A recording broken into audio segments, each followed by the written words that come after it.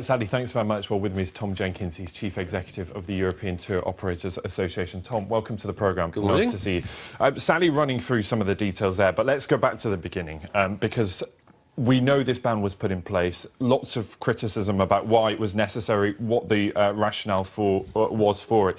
Talk us through it. Why are they not allowed on planes on certain routes? Well, I think ostensibly it's because there is intelligence which the President of the United States was sharing with the Russians just the other day, that there are some people who are being able to adapt laptop devices to explode on planes. But why, and again this was a criticism at the time, why are they safer if they're in the hold and not in the cabin? Well, they're not. The thing is that in such situations, you've got, if you hold such intelligence and you wish to share that intelligence, you have to be seen to be doing something.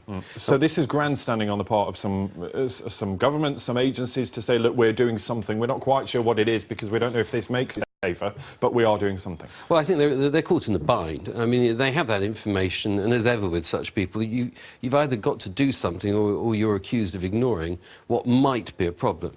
The big difficulty with this situation that we've got is that laptops are going to be inherently dangerous even if they're in a hold, because there is dangers associated with lithium batteries, which have a reputation for exploding. Not very frequently, but there's a background danger of that happening. Well, and it's interesting because we've always been told that those are the things that you can't pack in the hold. Up until this ban, it was make sure you take these on the plane, you can't put them in your baggage, because actually if there is a problem, at least you can get to it if it's in the cabin. Well, this is what the public are facing. It's an inversion of previous advice. We were told it wasn't safe to put these in the hold. We're now being told this is what you should be doing. So who stands to lose out here, apart from passengers, because a lot of passengers will be inconvenienced? Well, I think, you know, the principal commercial victims, if there is a backlash on this, will obviously be the American carriers who carry the bulk of people across the Atlantic.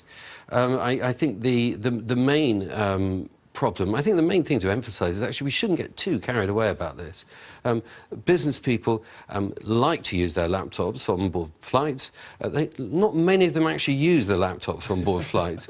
And the main victims of this, I think, may well be children and people carrying children over the Atlantic, for whom tablet devices are a really important pacifying device. Yeah, that's a really important point. And it's interesting too, because we know there was criticism at the time that this was something instigated by the US administration because they were unhappy with what they perceived to be state aid, unfair aid for Middle Eastern carriers, the likes of Emirates, Etihad and Qatar Airways.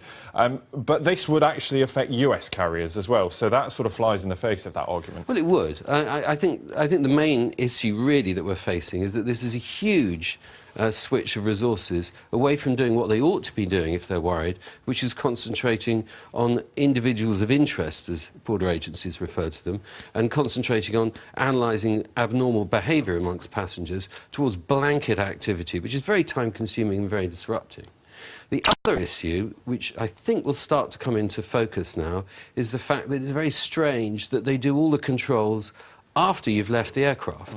In America and in Europe, you're only interviewed after you've left the aircraft and you've arrived on home soil.